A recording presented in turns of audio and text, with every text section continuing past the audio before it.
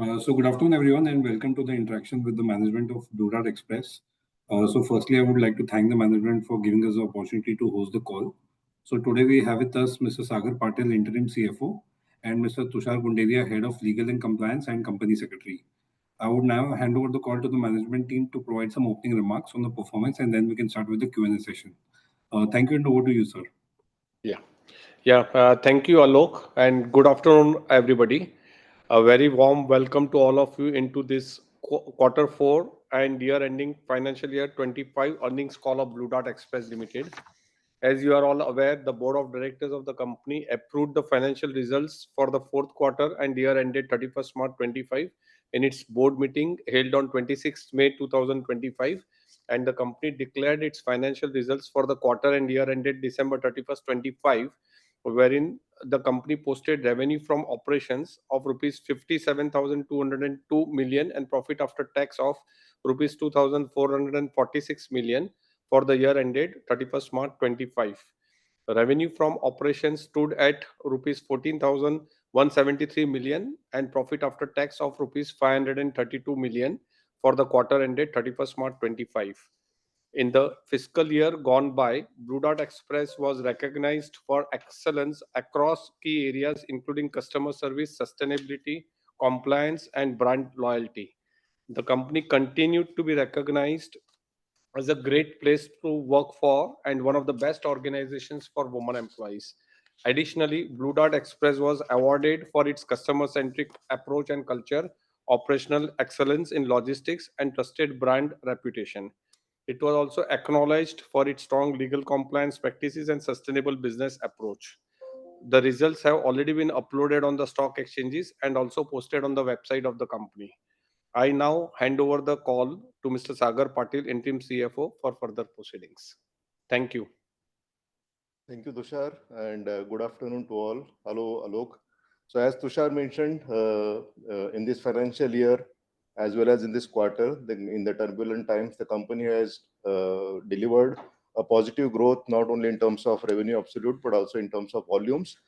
And the significant investments that we have done in the last year has also been very well operationalized. It has come to its normal level of operations by the end of the previous quarter itself. So that being the case, we look forward as the economy grows further to improve the numbers both on top line and bottom line. Thank you. We can go to the Q&A session.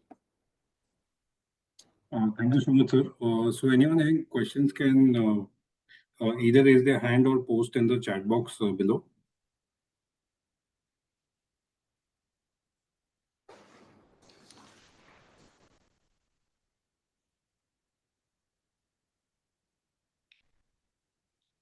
Yes, sir. So as questions come in, there were some questions which had been posted in the chat.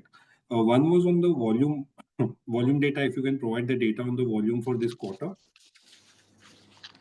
Yes, sure. For the quarter, right? Yeah.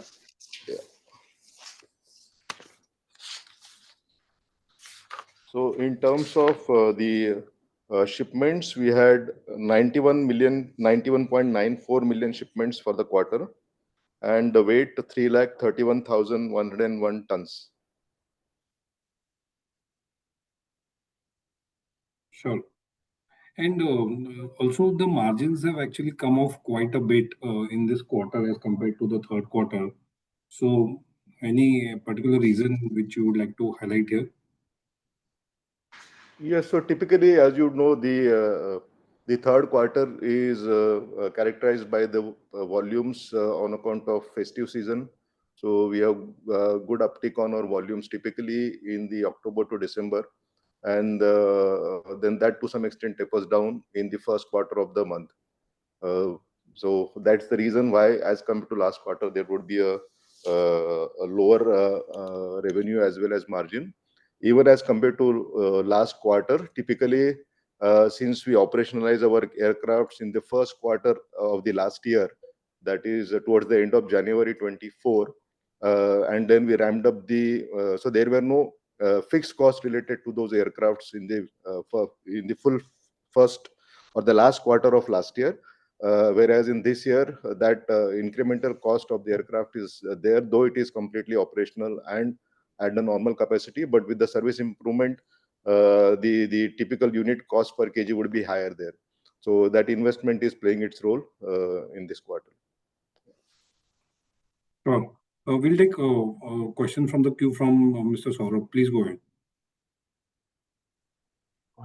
Hello, sir, and congratulations for good year. So my question regards with what would be the outlook for growth and EBITDA margin, and can you give some specific highlights that why the EBITDA margins were down, particularly 8.3%? You explained that the investments were coming, but the same EBITDA margins were 10.5% in fourth quarter of last financial year. So more, and what will be the growth outlook for EBITDA margins for bottom line, top line volumes? Thank you. Yes. So as I said, the investment that we have done in last year has comes at a cost. So that is where so while the volumes we are able to get, the pricing also will develop as the customers also realize the better transit time that we offer. So yes, as that plays its role, it will improve. In terms of what would be the expected EBITDA margin, that we would not like to comment. But yeah, we will work towards improving it from this level.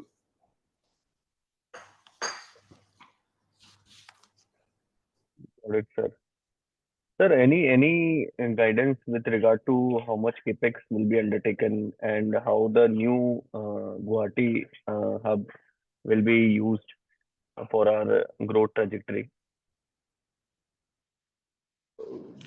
In terms of capex, our capex is largely into either replacement or upgradation or expansion of the capacities now that we are present all across the country. So there would be replacement in terms of servicing of the aircraft through the subsidiary Blue Dart Aviation, or replacement with increased size. And as far as Guwahati is concerned, the loads going to Guwahati have always been there. So we are utilizing our aircraft mainly for that. And the volumes emanating from Northeast has also significantly improved, helping us to utilize the aircraft effectively. But having said that, in last call also we mentioned that it is just one of the legs. So the aircraft that we added mainly take care of our other metro or existing lanes that we used to otherwise carry through commercial airline, and utilizing the aircrafts for these existing lanes help us to control or have a better control on our loads as we carry them across the country. Got it, sir. Got it. Thank you, sir. I'll come back in the queue. Yeah. Thank you, Saurabh. Yeah, we'll take next question from Anshul Agrawal. Please go ahead. Hi, Hello, Anshul. for the opportunity. Hope I'm audible. Yes, yes. Great. Few questions on the new freighters, Sagar sir. I believe, please correct me if I'm wrong, we had acquired these freighters in Q4 FY23. They would have been operationalized fully by Q4 FY24, right? So in the base quarter also, the cost to operationalize these aircrafts would have been present. Or am I missing something? The cost was, yes, some part of cost did start, but then typically for aircraft, a good portion of depreciation is also based on their running hours, be it engine or the aircraft itself. And also, while the aircrafts were in place, we also had to comply with approvals for making them airworthy, starting the scheduled airline. So again, the Guwahati facility came towards end of 2023. So effectively, the full-fledged cost started when we started operating the aircraft as a scheduled or a daily flight, which was towards the end of January. But these costs would be below the EBITDA line item, right? They wouldn't be impacting our gross cost, right? Our gross margins have contracted almost by 100 basis points in Q4. So unclear about this, whether this is the cost of operationalizing, sort of operating the aircraft, or is this something else?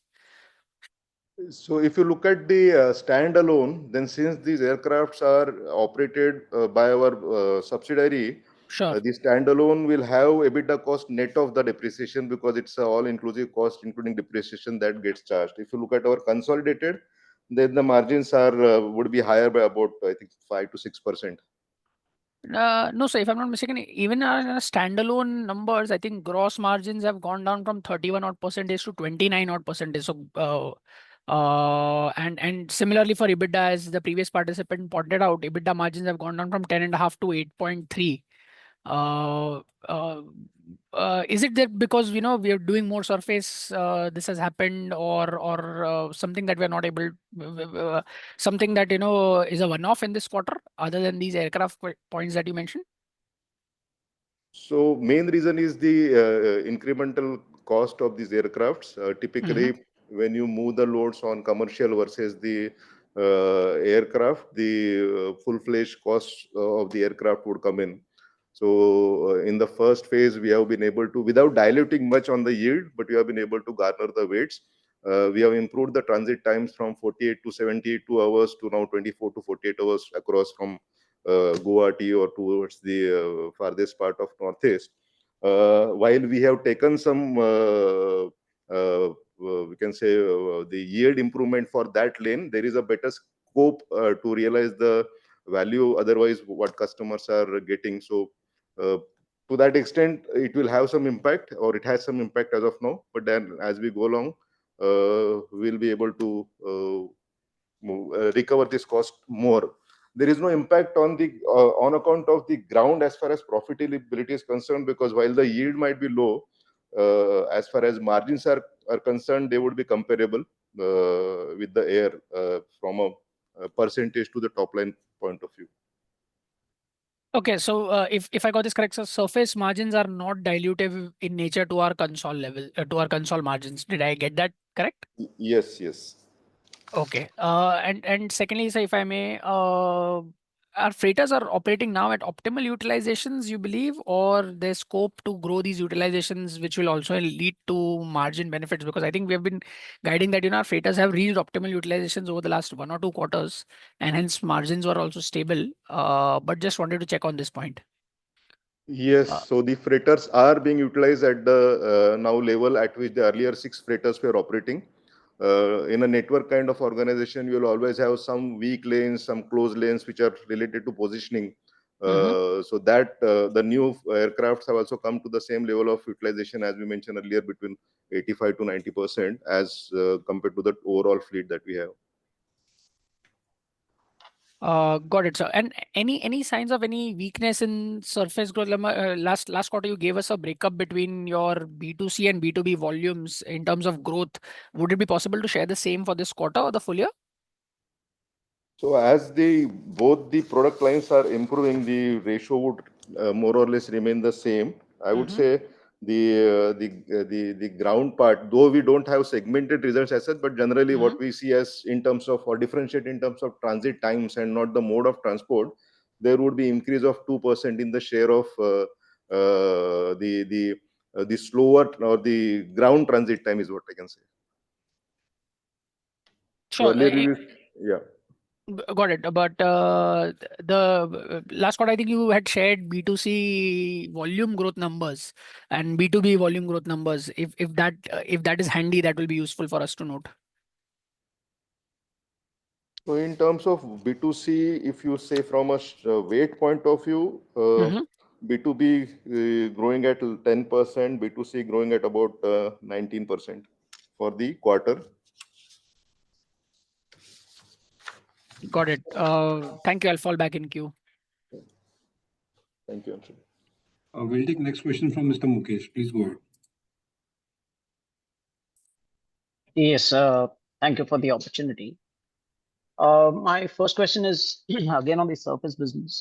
We are starting to see competitive intensity go up. Some of the other players have reported strong volume growth, but some haven't. So if you could kind of give us some sense on the competitive intensity on surface that you're seeing right now.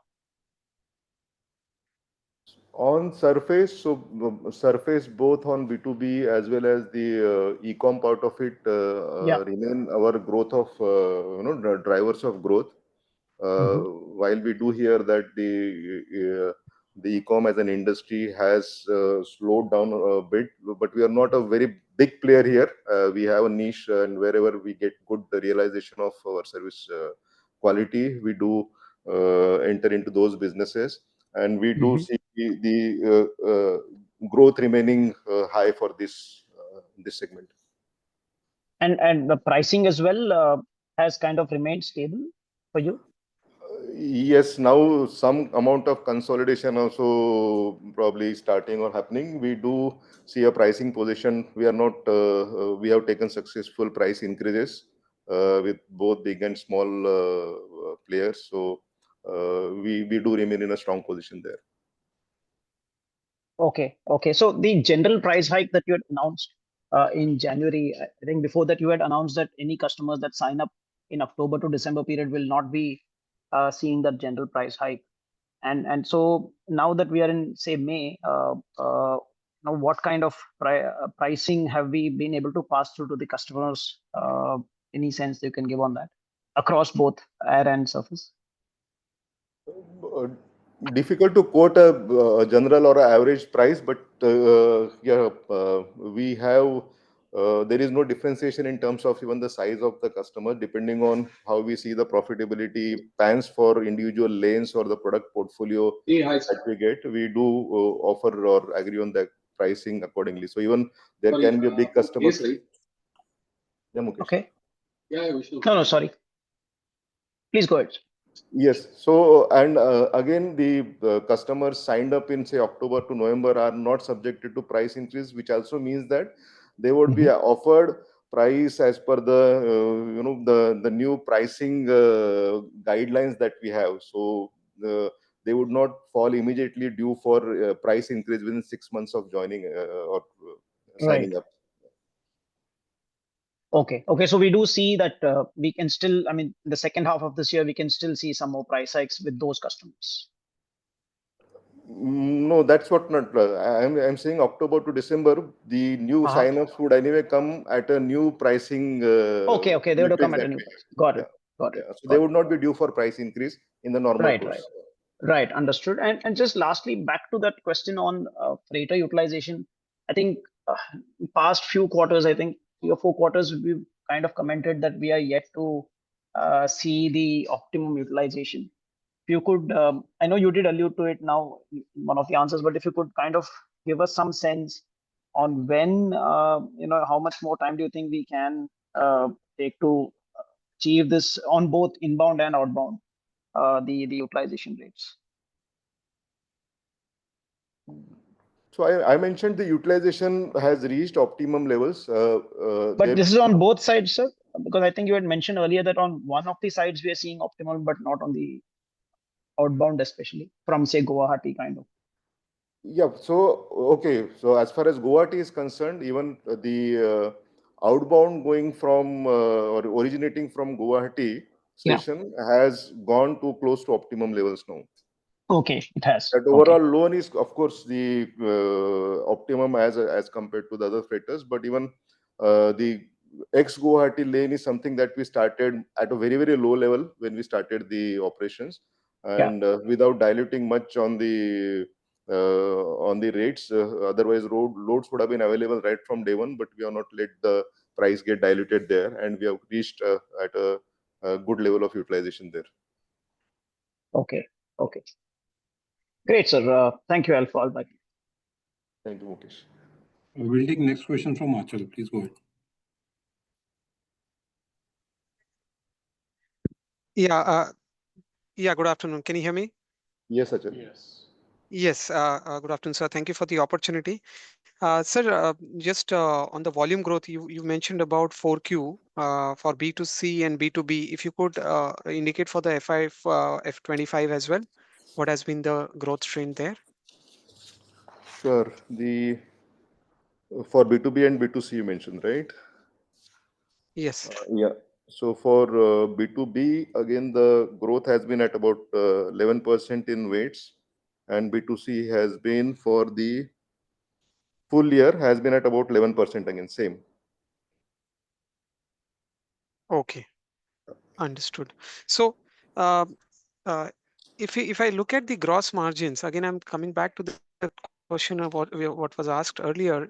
If I look at 4Q FY24 gross margin 43.2%, I'm talking from consolidated numbers, sir.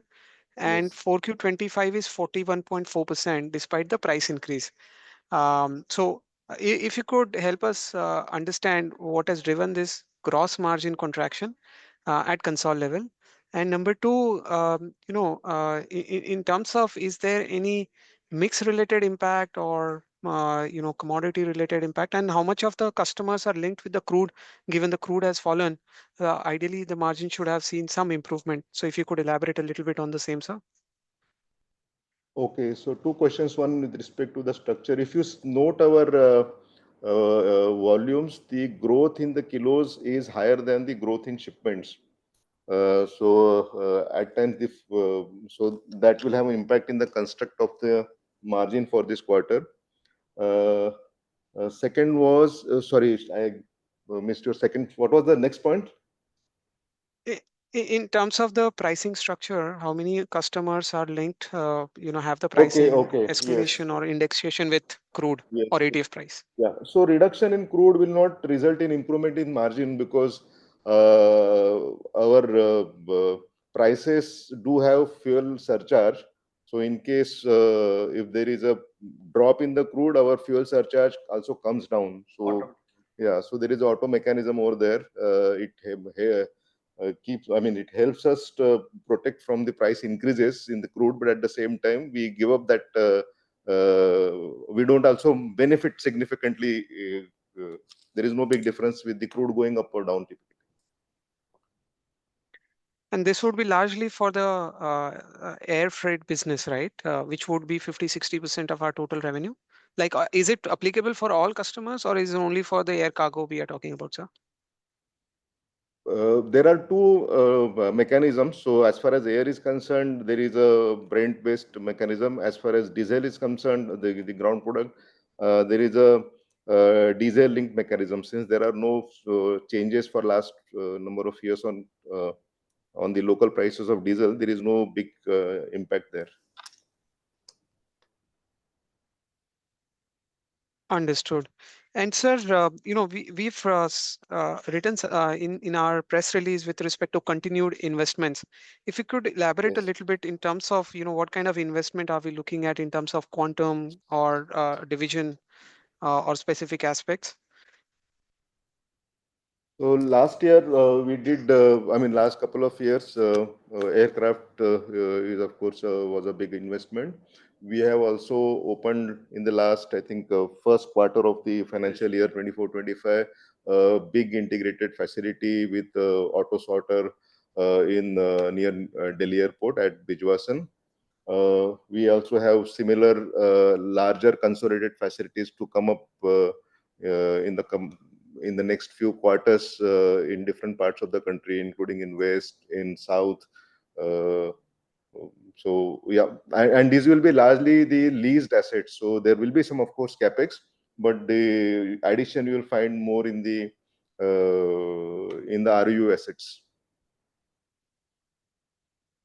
ROU, the Right. right of use, yes, leased assets. Right. Understood. Understood. So would that help in terms of margin improvement, or it is only to improve the competitiveness of our business?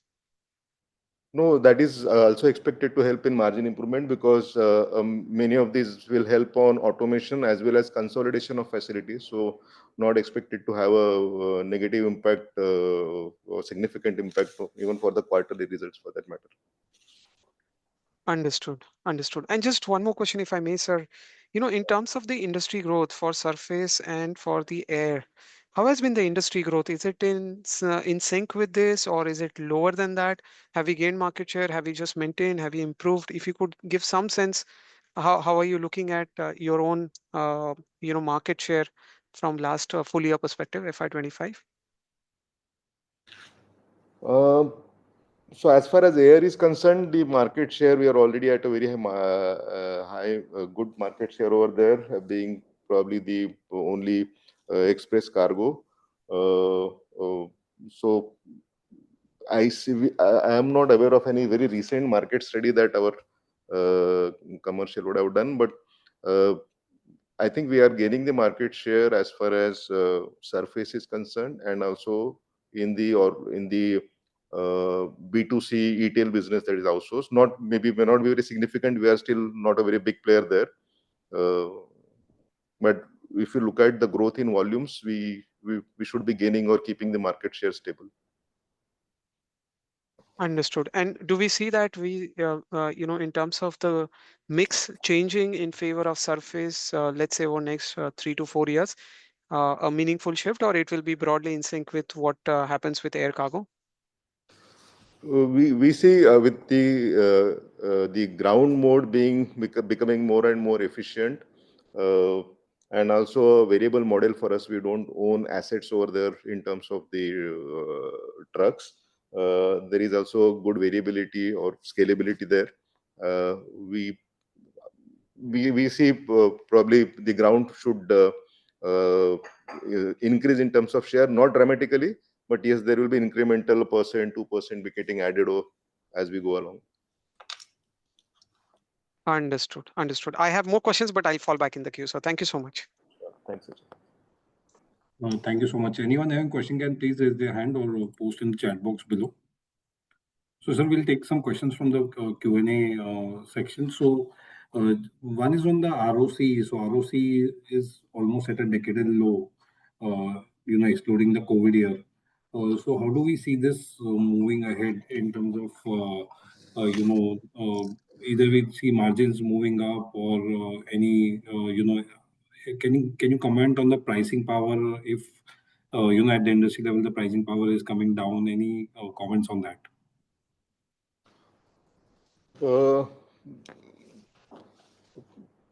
To some extent, ROC will have impact due to the owned assets that we got into in last few years.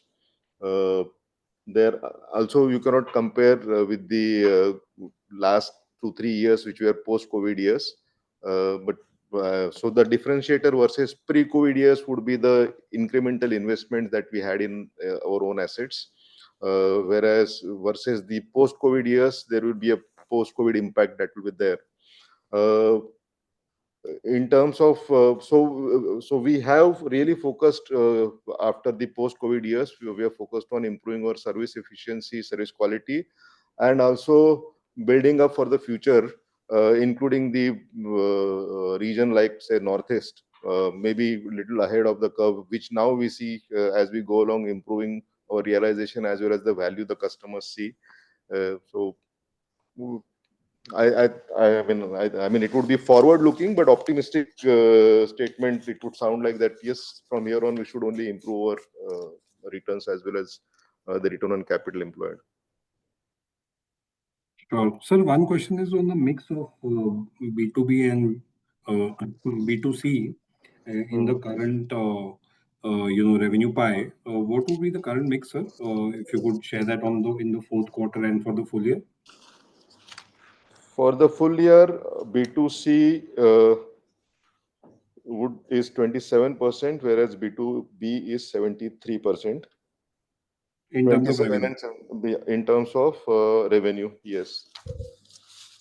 And for the quarter, 1 minute. Quarter is also a similar number, 72.6 and 27. So 73 and 27. That's also because when we say the ground road network is the growth driver, it is in both ground B2B as well as B2C is where we are growing well. So the ratio in last, I think, number of quarters has always been like 70-30. Got it. Also, you could provide this mix in terms of air and surface. Air and surface. I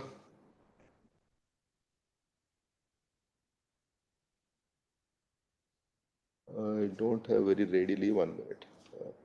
Because normally these are our modes or transit times, or not necessarily the modes as such. But So now the mix would be more like 65-35. 65 would be air and 35 would be surface, with the Dart Plus or the E-tail going faster on surface, which Sure. earlier used to be around 70-30 again there, and now it's more of 65-35. Got it. So, sir, also just wanted to understand, I mean, if you look at the last few quarters, the margins were more than 9% on the standalone basis. And Mm. just this particular quarter, it has come below 8.5%, right? So, I mean, the investments and all those things which you have done was being done since almost 7-8 quarters now, and which already we had reached a 9.5 plus percent kind of margins. So, just wanted to understand what really happened in this particular quarter, and is it more like a one-off, or is this margin like a new normal with gradual improvement from here? Some color on that, because this quarter particularly the margins have come off quite a lot. Yeah, all I can say that we'll work towards improving this. Otherwise, it would be more of a forward-looking statement. No, no. It was. So I was asking from this quarter perspective only. What actually happened in this particular quarter that the margins came down quite a lot as compared to 3Q or 2Q, or the previous 2-3 quarters. To an extent, I mean, the number of business days this quarter were lower than as compared to the last year, same quarter, with last year also being a leap year. So while it may look like only one, it's more like a 1% impact on the business days, while the cost remain for 1 year, where you have a though variable, but for a month it becomes more like a fixed capacity. So that also has an impact, or to some extent, on the numbers. Sure. And just one last question in the question queue. I mean, just wanted to understand from the growth perspective now. Uh, Mm. so road logistics have been kind of weakish in the last few quarters. Where I mean, we have still done better than many other players. So, what's the growth outlook now on the volume side? If we look at FY26 and FY27, uh, is it more like a market of a double-digit volume growth rate, or would it be more like a high single-digit growth rate environment with certain price increase, which we generally take as a GPI? Yeah, if you can just comment on that. Maybe for the industry level, you can comment. And yeah, uh, just some color would be helpful here. Yes, so for Blue Dart, irrespective of how the economy or the industry going, we have seen consistent high single or a low double-digit growth quarter on quarter or year on year. Sorry, when I say quarter on quarter versus last year quarter, uh, subject to the seasonalities that we have in the festive seasons or the sale, the quarter end closures. So we expect it will remain consistent, with, of course, the focus on improving service quality at optimized cost, and with a better utilization or realization of yields from the market. Sure. We'll take one question from Achal. Please go ahead. Yeah, thank you once again, sir. Yes, sir. In terms of the pricing scenario, if you Yes. could talk a little bit on the air, on the air part, air cargo part. Given we have seen the passenger lines actually number of players reducing, and I would imagine even the capacity as well. So how the pricing behavior has been by the competition? Have you seen some improvement there? And what is the price premium we enjoy versus our next competitor in air cargo and also in the surface? Not very directly comparable, at a overall level. When you say talk about air, we do have a very large number of documents that we have, both from BFSI as well as non-BFSI. Not only documents, but also small packages that we carry. And we have Blue Dart is typically seen at a premium, but with respect to the the type of network that we carry, a captive network, it calls for that kind of price increase. The other side of the air is also the parcel business, which is B2B parcel Apex, we see that remaining on a steady growth. So we don't see any impact of any ups and downs. We see that growth being steady. When it comes to e-tail, there is always pull and push between the ground network and the air network, because the difference in transit time is not more than say 24 to at the most say 36 hours as such. So again, it all depends on how the customer looks at the type of the commodity that he intends to ship through us. So we do have both the options for the same set of customers. A customer may, for some of his shipment, prefer a ground network or for a air network. So again, within the two products, there is a competition within Blue Dart for these two sets of business as such. So there is no direct data point, I'm sorry. But as the ground network is becoming more and more efficient, I mean, right, not only from the infra improvement point of view, also the GST, so the transit time on the road permit, etc., is not there anymore.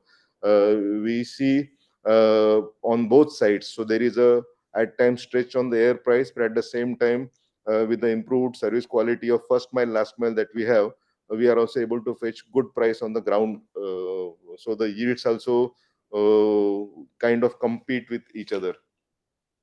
So it depends on how customer sees, and given the large number of verticals customers that we have, everybody has a different way of perceiving the value and paying for it. Right. But is it fair to say, sir, like you said, road is becoming more efficient, and with the DFC, do you Yes. see the, basically shift from, air to road, and that bringing down the pricing or the cost to the customer and revenue for us, and hence the absolute margin, while the percentage margin may still be similar, the absolute margin per kg or per parcel is actually lower. Is that a fair assessment? It's both ways. So in spite of road becoming efficient, if the customer still has need to send something on air for those criticalities, then the customer also would be willing to pay more there. So we and it's not that we have increased or we are increasing capacity very significantly. Even when we bought the new freighters, it was not a fresh capacity created, but more like we replaced our variable capacity with passenger airlines with our own captive capacity as such. So so while there may not be a very dramatic growth in air from volumes point of view, but at the same time, the premium we are still able to generate on air. So we don't see that kind of stretch, as you say, coming either on capacities. Even today, we do ship a good share of our air volumes on the commercial airlines, not only on the lanes where we are not present. I mean, we service only 8 stations. But even for those air stations, we do carry a lot on our commercial airline load, which may not be good enough to fly an own aircraft. But then, from a commercial airline load perspective, passenger airlines, we do have a significant amount of load there. Okay. And one more question, if I may, sir, with respect to freighter specifically, like how do you make that judgment with respect to addition of freighter? What is the ROCE threshold you look at? Given you said it doesn't really change in terms of the pricing for us, Yes. but if I look at it actually brings down the ROCEs, given it sits as part of the capital base. Uh, so the decision to put own freighter would require a consistent amount of load, not only on one or two lanes, but across the lanes where we are able to upgrade or introduce a new network. So prior to inducting these two aircraft, we saw a significant amount of loads going on passenger airlines within the metro stations, uh, within the existing stations of Blue Dart, and among the non-Blue Dart stations, Guwahati was the biggest lane. The loads getting into Guwahati were very high. So primarily, the new freighters service our existing lanes. Of course, when it replaces the passenger airline, the cost is higher initially. Uh, But then we also have added a small leg, I would say, in terms of Guwahati, so that we also garner or generate fresh loads over there. So by the time customers realize and look at the value and then ultimately pay for that higher quality, there would be some gap. So that's what we saw in the first couple of or 3 quarters of the last financial year. And as we go along, we will be able to get better realization on those lanes. And any plans to add more freighters anytime soon, sir? Like how soon do we need to add? Like is it in a year, 2 year, 3 year, 5 year? We continuously keep on looking at those options, and yeah, very difficult to forecast from that point of view as to not only the addition but also changing of the network plan that we have for the existing freighter. So yeah, there is no such definite plan that we are zeroing on at this point of time. Understood. And just clarification on that in terms of what is the capex which goes into one freighter typically, and what ROCE typically it adds to? Like, one of the question earlier was with respect to decline in the ROCEs what we have seen in last 3 years, right? So if you could help us understand the economics of a freighter, what capacity, what revenue, and what ROCEs it typically generates on full utilizations. So very difficult to identify the ROCE from a freighter point of view, because it only adds up into the existing network. It's just one block in the entire network. There is no economics related to a specific freighter. So the decision gets taken based on the service quality. If we are falling short of the capacity, and if you find more instances of our loads getting offloaded, and those getting offloaded are enough to also justify a full freighter, then so more on operational and service quality parameters is what the freighter gets decided. But when the freighter comes in, it supports the entire network. It doesn't flow only on the defined lanes, but it goes to different stations. So and at the same time, when the customers sign up, they do not. So if a customer signs me up, he would sign up for the all India loads, including even local loads for that matter. So even if the loads may not go from say Delhi to Bombay, but if the customer is giving loads because of that agreement from Delhi to Lucknow or Kanpur, which might go actually on road at times, would also it will be correct or incorrect to include that as a revenue accretion on account of freighter. So it's the overall business network profitability that we look at, and freighter plays a role more as a capacity addition and not as a fresh investment that gets the fresh revenue. Understood. This is very helpful, sir. And in terms of the, if I see the overall numbers, just to make a overall assessment, basically it's a business as usual. There is no one-off in terms of the costs, revenues, etc. And we are looking at a steady performance even in the coming quarters. In fact, margins could see further improvement with the operating leverage. Have I understood it right?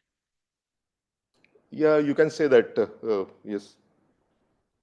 Perfect, sir. This is very, very helpful, sir. Thank you so much.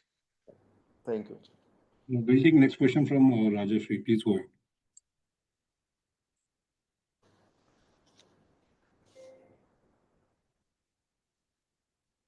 Yes, hello. Yeah, thanks for the opportunity. So my question is regarding your air freight volume. So let's say if you move 100 tons in your freighter planes, how much is outsourced? So other than the 100 tons, let's say that you move in your planes, how much is outsourced to these passenger carriers as belly cargo? What would be that number on average? It would be in, I mean, depending on the periods, it can be, yeah, maybe, yeah, between it can move as much as between 20 to 40%. But yeah, there So is I mean, this, yeah. 20 to 40%. Okay. Yes. Okay. That's helpful. Thank you. Thank you. Just last couple of questions we'll take from the chat box. Why is the volume growth not translated into revenue. So basically on the net realization, is it like the price hikes have not been absorbed across the board or any other particular reason? Yes, so as we mentioned, one is this year is impacted by the improvement in the utilization as we started the new routes with the new aircrafts. Uh, uh, yes, the price realization has started improving, and it is expected to improve further, continue to improve. Sure. So I think we are almost out of time now, and we have closed with the questions also. So I'll now hand over the call to the management for any closing comments. Nothing specific. I mean, unless you have Alok or any one of the investors have. Sure. I think yeah, investor questions have been answered. So any follow-up questions, we'll directly connect with you, sir. Thank you so much for allowing us to host the call, and I look forward to Thank hosting you. again. Thank you. Thank you, Alok, for organizing. Thank you so Thank you much. so much. Thank you Thank all. you all. Thank you.